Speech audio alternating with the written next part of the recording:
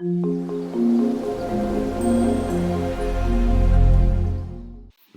estado siguiendo en la iglesia una serie de estudios sobre la bienaventuranza. La verdad es que durante mucho tiempo estuve orando, buscando la presencia de Dios, tenía mi libro de oración, tenía listas de oración para interceder por amigos, por personas cercanas, pero yo sentía que a mi oración le faltaba algo, hasta que descubrí los siguientes versículos. Salmo 22:3. Pero tú eres santo, tú que habitas entre las alabanzas de Israel. Tomen nota de esa frase. Tú que habitas entre las alabanzas de Israel. Salmo 34:1. Bendeciré a Jehová en todo tiempo. Su alabanza estará de continuo en mi boca. Salmo 71:8. Sea llena mi boca de tu alabanza, de tu gloria, todo el día. Salmo 119:164. 7 veces al día te alabo, a causa de tus justos juicios. ¿Quién de nosotros alaba a Dios 7 veces al día? La mayoría de nosotros alabamos a Dios el domingo, unas 4 o 5 canciones. Es la única alabanza que Dios recibe de parte de nosotros durante toda una semana. Y el salmista escribe: 7 veces al día te alabo a causa de tus justos juicios. Alabamos un día a la semana. Eso sí, oramos quizás los 7 días de la semana. De hecho, pedimos muchísimas cosas durante los 7 días de la semana. Intercedemos por familiares, por hijos, por esposos, por esposas, por amigos. Intercedemos, pedimos todos los días, de hecho. Pero alabar a Dios 7 veces al día. Salmo 147:1. Alabad a Jehová, porque es bueno cantar salmos a nuestro Dios, porque suave y hermosa es la alabanza. Y noten Isaías 43:21. Este pueblo he creado para mí, mis alabanzas publicará. Después de leer todos estos versículos, comencé a descubrir que a mi relación con Dios le faltaba alabanza. Es decir, hemos convertido nuestra relación con Dios en una serie de peticiones e intercesiones, a veces hasta reclamos, pero alabar a Dios como parte de nuestra relación con Él, eso es lo que me faltaba. Venir a la iglesia, cantar 4 o 5 canciones el domingo, no llena la copa de alabanza que le debemos a Dios por todas sus bendiciones, por toda su misericordia, por todas las cosas que Él ha hecho con nosotros. Al ponernos a estudiar el tema de la alabanza, comprendí que la mayoría de los creyentes no han descubierto aún el poder de la alabanza. Yo mismo no lo había descubierto. Y cómo la alabanza puede abrir ventanas, cómo la alabanza puede abrirte puertas, cómo puede la alabanza allanar caminos, ¿no? Vamos a hacer un estudio sobre este tema. Primero, el poder de la alabanza. ¿Qué es la alabanza? La alabanza es una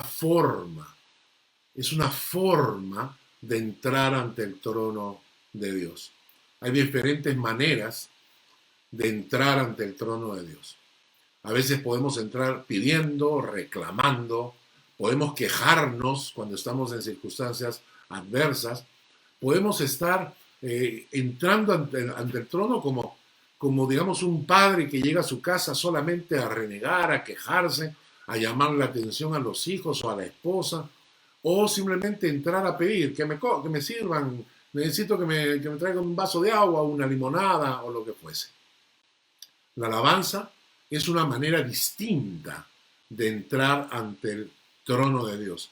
Y por lo que ella significa, cambia radicalmente mi forma de relacionarme con el Señor. Vamos a leer el Salmo 100, el versículo 4. Salmo 100, versículo 4. Dice este salmo, Salmo 100, versículo 4, entrad por sus puertas con acción de gracias, por sus atrios con alabanza. Alabadle, bendecid su nombre. Es muy probable, este salmo no se sabe exactamente quién fue el escritor, pero es muy probable que estemos hablando de la época de Salomón, cuando se hablaba del templo de Dios que Salomón construyó. Y cuando Salomón construye ese templo y sus puertas y sus atrios eran la entrada al templo, va a escribir el autor de este salmo, entrad por sus puertas con acción de gracias, por sus atrios con alabanza, bendecid su nombre. Nosotros no tenemos un templo de esa magnitud o de esa forma. Los templos hechos por manos humanas no pueden contener a Dios. La Biblia dice que el cielo es su trono y la tierra el estrado de sus pies. No hay ningún templo en esta tierra que pueda llamarse el templo de Dios. No hay ningún templo que pueda contenerlo. Pero sí dice la palabra que hay un templo en el cielo y que a ese templo donde está el trono de Dios podemos entrar.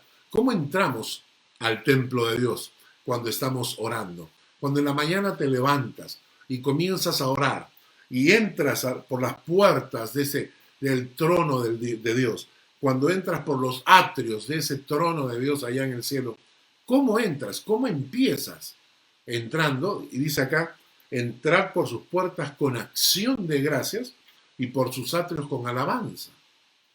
Es empezar, la forma de entrar ante la presencia de Dios es por medio de acción de gracias, por medio de alabanza.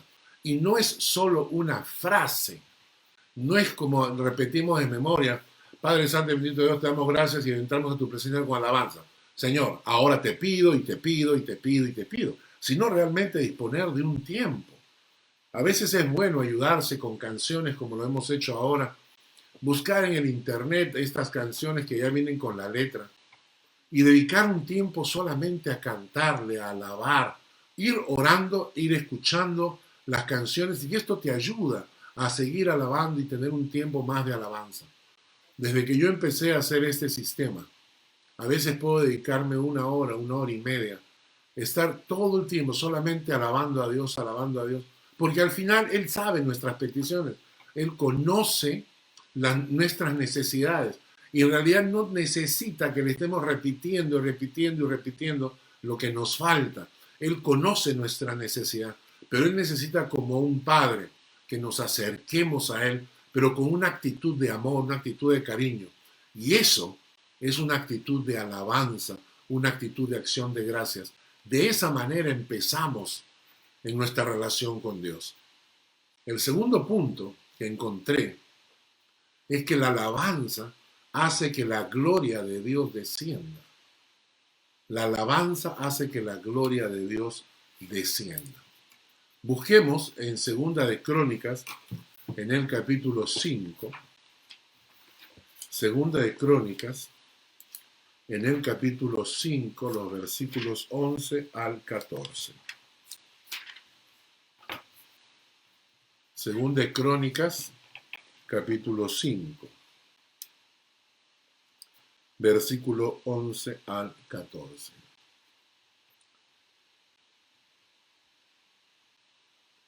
Empezamos quizás con el versículo 1, nos dice, acabada toda la obra que hizo Salomón para la casa de Jehová.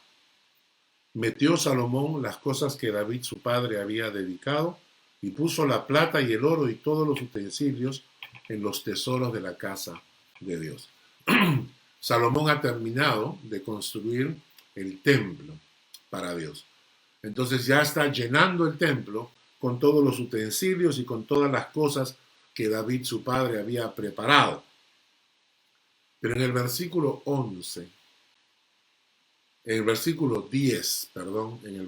10 dice, en el arca no había más que las 2 tablas que Moisés había puesto en Horeb, con las cuales Jehová había hecho pacto con los hijos de Israel cuando salieron de Egipto.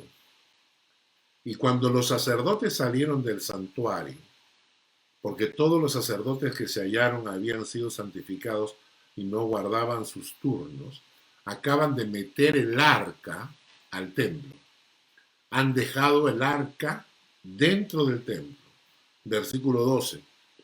Y los levitas cantores, todos los de Asaf, los de Esmán, los de Jedutún, juntamente con sus hijos y sus hermanos, vestidos de lino fino, estaban con címbalos y salterios y arpas al oriente del altar, y con ellos 120 sacerdotes que tocaban trompetas. Imagínense la escena, ¿no? Han terminado de construir el templo.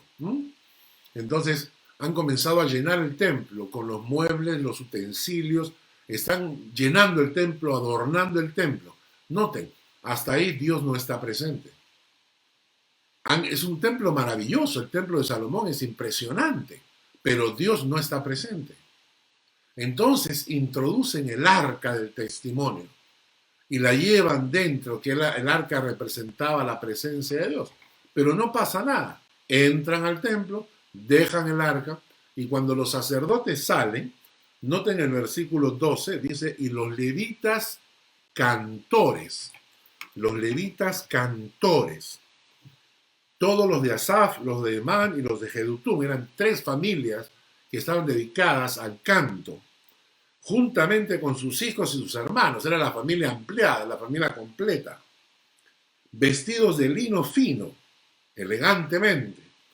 Estaban con címbalos, salterios y arpas, los instrumentos de aquella época. Y con ellos habían 120 sacerdotes que tocaban trompetas. 120 trompetas. Versículo 13. Cuando sonaban, pues, las trompetas y cantaban todos a una para alabar y dar gracias a Jehová, a medida que alzaban la voz con trompetas, címbalos y otros instrumentos de música, alababan a Jehová diciendo, porque Él es bueno, porque su misericordia es para siempre. Entonces la casa se llenó de una nube, la casa de Jehová. Y no podían los sacerdotes estar allí para ministrar por causa de la nube, porque la gloria de Jehová había llenado la casa de Jehová. Impresionante, ¿no? El templo, los utensilios de oro, el arca del testimonio, habían cantidad de gente ahí preparadas, listos para cantar, y cuando ellos empiezan a alabar a Dios, recién entonces la gloria de Dios desciende. No basta con cantar, sino que la canción debe ser una alabanza, debe convertirse en alabanza. Más adelante, en la segunda parte de esta prédica, vamos a hablar acerca de qué es la alabanza a la luz de la Biblia y cómo los textos hebreos nos explican, nos ilustran todas las formas de alabanza. Pero en este caso estamos diciendo que no basta con cantar. Podemos tener la iglesia cantando, toda la gente cantando, y la gloria de Dios no desciende hasta que la iglesia aprende y entiende que una canción debe convertirse en alabanza, y eso está en el corazón de los hombres. ¿Cómo convertir una canción en una alabanza? Depende de tu corazón. Y cuando la alabanza llega al trono de Dios, es cuando la gloria de Dios desciende, la presencia de Dios desciende.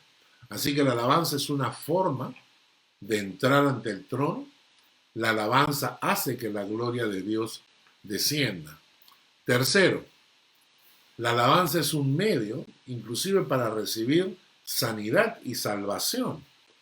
Vamos a buscar Jeremías capítulo 17, versículo 14. Jeremías capítulo 17, versículo 14.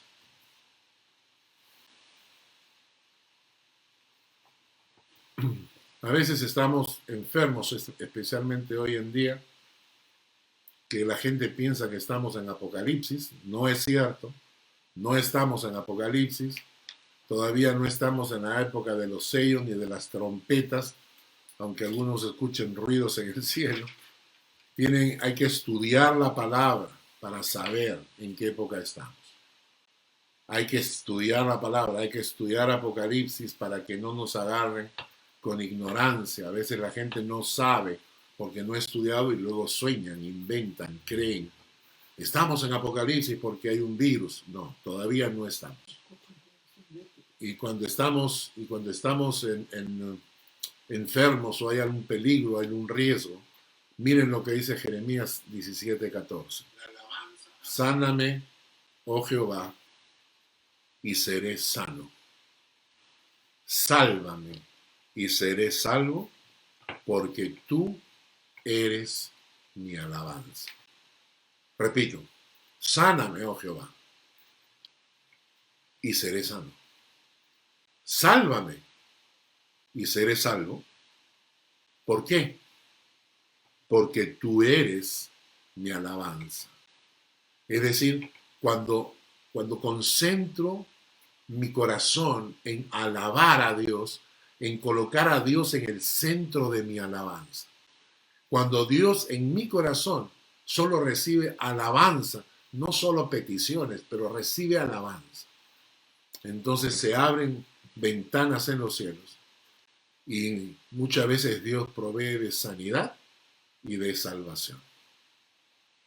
En cuarto lugar, la alabanza obtiene victorias que jamás podrías imaginar, porque en el momento en que tú empiezas a alabar, estás activando la bendición de Dios. Activas las huestes espirituales de Dios. Decíamos en una prédica anteriormente en la iglesia que vivir bajo la bendición de Dios hace que las fuerzas espirituales del universo actúen a tu favor. ¿Escucharon esa frase? Cuando vives bajo la bendición de Dios, esta bendición activa las fuerzas espirituales del universo para que actúen a tu favor. Yo quiero vivir bajo la bendición de Dios. Y como yo quiero estar cubierto de la bendición de Dios, el punto es la alabanza. Cuando yo me acerco a Dios con alabanza, con acción de gracias, estoy activando ese corazón de Dios. ¿Qué harías tú? Piensa como padre. Nosotros los padres, yo tuve 2 hijos varones. ¿Qué hubiera pasado si hubiera tenido una hijita mujer? Y se te acerca la hijita mujer y te dice, papito, te quiero mucho. Papito, dame un abrazo. Papito, quiero estar contigo. Papito, quiero estar acá. Y al ratito se te acerca y te dice, papito, quiero un helado. Le compras la heladería completa. Cuando nos acercamos a Dios, Dios quiere que nos acerquemos a Él con un corazón agradecido, un corazón que alaba. Vamos a leer Segunda de Crónicas 20, del 1 al 22. Segunda de Crónicas 20, del 1 al 22.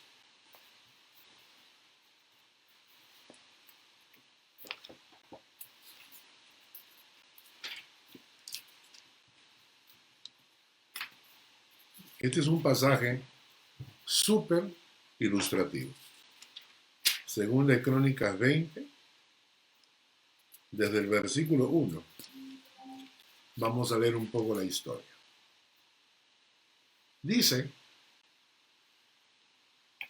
pasadas estas cosas, aconteció que los hijos de Moab y de Amón, y con ellos otros de los amonitas, vinieron contra Josafat a la guerra. Josafat es uno de los reyes de Israel, uno de los descendientes de David, de Salomón, y está reinando sobre Israel. Y sus enemigos, los moabitas y a los amonitas han venido contra ellos en guerra.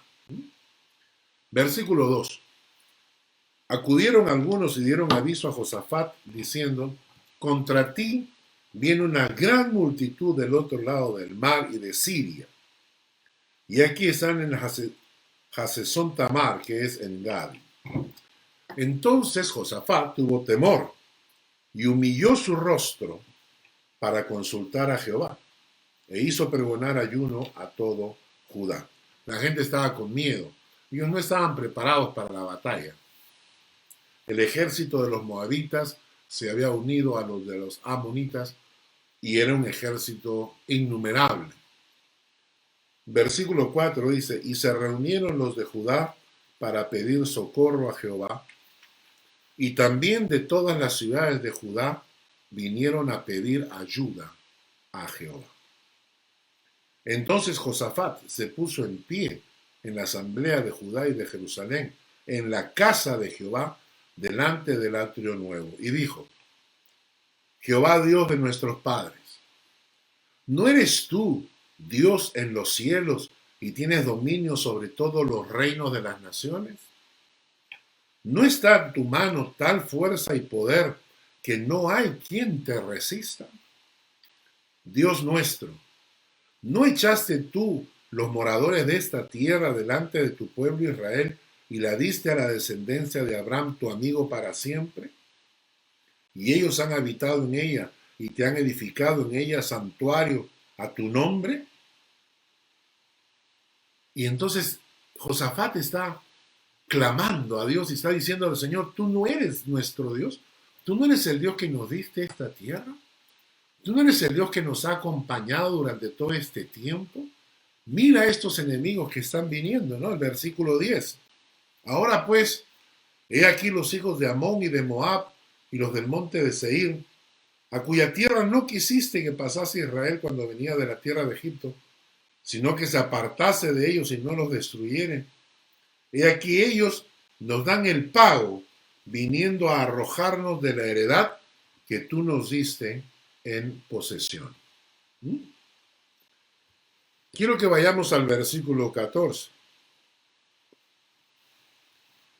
Y estaba ahí Jaasiel, hijo de Zacarías, hijo de Benaía, hijo de Jehiel, hijo de Matanías, levita de los hijos de Asaf, sobre el cual vino el Espíritu de Jehová en medio de la reunión, y dijo, oíd Judá, todo, y vosotros, moradores de Jerusalén, y tú, rey Josafat, Jehová os dice así, no temáis, ni os amedrentéis delante de esta multitud tan grande, porque no es vuestra la guerra, sino de Dios.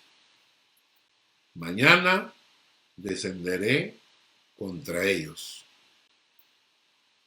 He aquí que ellos subirán por la cuesta de Cis y los hallaréis junto al arroyo antes del desierto de Jeruel. Versículo 12. No habrá para qué peleéis vosotros en este caso. Paraos, estad quietos y ved la salvación de Jehová con vosotros. Oh Judá y Jerusalén, no temáis ni desmayéis. Salid mañana contra ellos, porque Jehová estará con vosotros. Versículo 18. Miren la reacción de Josafat. Entonces Josafat se inclinó sobre su rostro a tierra. Y asimismo todo Judá y los moradores de Jerusalén se postraron delante de Jehová y adoraron a Jehová. Versículo 19. Y se levantaron los levitas de los hijos de Coat y de los hijos de Coré. ¿Para qué? Para alabar a Jehová, el Dios de Israel, con fuerte y alta voz. Ellos empezaron ¿a qué? A alabar a Dios. Versículo eh, 22. Y cuando comenzaron a entonar cantos de alabanza, Jehová puso contra los hijos de Amón, de Moab y del monte de Seir las emboscadas de ellos mismos que venían contra Judá y se mataron los unos a los otros. Cuando ellos comenzaron a alabar a Dios, en ese momento dice, Jehová puso contra los hijos de Amón, de Moab y del monte de Seir las emboscadas de ellos mismos que venían contra Judá y se mataron los unos a los otros. A veces no entendemos la capacidad que tiene la alabanza para obtener victorias. Cuando tú estás alabando, tú estás abriendo las puertas del cielo. Que el Señor comienza a actuar. El Señor comienza a actuar. Porque tú le estás diciendo, Señor, yo confío en ti. Señor, yo creo en ti. Señor, tú eres el que tiene el poder. Yo no tengo el poder. Tú eres el que tiene el poder. En el momento que tú estás alabando, a veces en las circunstancias más adversas, le estás diciendo, a pesar de que todo va mal, yo creo que tú sigues en control y por eso te alabo. El poder de la alabanza tiene la posibilidad de abrir puertas en el cielo mismo. Repasemos un poco. La alabanza es una forma de entrar ante el trono de Dios. La alabanza hace que la gloria de Dios descienda. La alabanza es un medio que puede permitirte recibir sanidad y salvación inclusive. La alabanza obtiene victorias que jamás podrías imaginar. La segunda parte del estudio lo tendremos la próxima semana, donde vamos a estudiar qué es la alabanza. Para eso quiero introducirles este tema. ¿Qué es la alabanza? ¿Qué incluye? ¿Cómo se expresa la alabanza? Y para eso necesitamos estudiar el significado de la palabra, alabanza, lo que ella representa. Traducir de un idioma a otro a veces no es simple. Los idiomas tienen palabras que expresan conceptos y no siempre existe el mismo término en todos los idiomas. Hay palabras que son simples de traducir, especialmente cuando se trata de objetos físicos, ¿no? Por ejemplo, plátano, en alemán se traduce Banane, ¿ok? Entonces no hay mayor explicación. Probablemente en la zona de acá de Europa no se conocen tantos tipos de plátano como tenemos en Sudamérica. El plátano maduro, el plátano de la isla, el plátano verde, el plátano palillo y todos estos plátanos que son tan diferentes y tan ricos de tantos sabores. Pero en general el plátano es esta fruta amarilla, se traduce banane, no hay problema. Es fácil traducir en este sentido, pero hay palabras que sí son más complicadas. Por ejemplo, en alemán se dice Schadenfreude. Schadenfreude expresa el sentimiento de gozo que se produce al observar el sufrimiento ajeno. Es decir, cuando a otra persona que no te gusta, una persona que te cae mal, le pasa algo malo, entonces en alemán se dice Schadenfreude, ese sentimiento de gozo porque al otro le pasó algo malo. ¿Cómo traducimos eso en español? ¿Qué palabra existe en español para eso? ¿Venganza o bien hecho que le haya pasado? ¿Ah? Gozarse en el dolor ajeno. Gozarse en el dolor ajeno, muy bien. Gozarse en el dolor ajeno, pero ya son varias palabras, ¿no es cierto? No hay una sola palabra que traduzca. Entonces ahí se complica la traducción de algunos idiomas. Por ejemplo, Heimweh, la palabra Heimweh, que significa literalmente dolor de casa, pero que se refiere a cuando uno echa de menos su patria o su familia. Esa, esa añoranza de volver a tu país, esa añoranza de volver a tu casa, a los tuyos, a tu familia, ¿no? Entonces tampoco se traduce, no hay una palabra exacta. Quizás la palabra más cercana sería añorar, pero no añorar exactamente qué. Habría que añadir, añorar a la familia, en fin.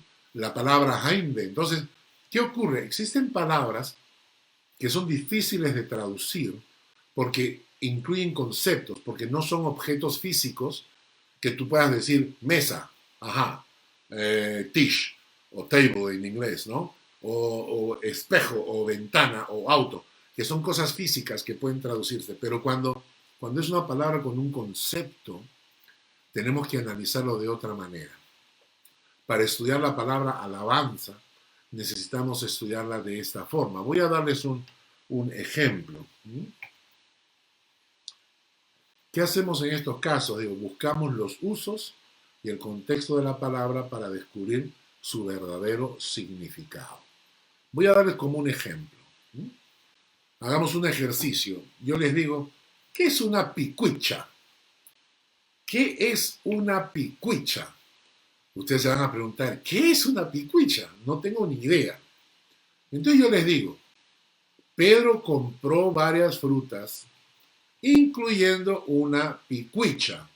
Tú dices, ok, entonces es una fruta. 2, me regalaron una pelota que parecía una picuicha.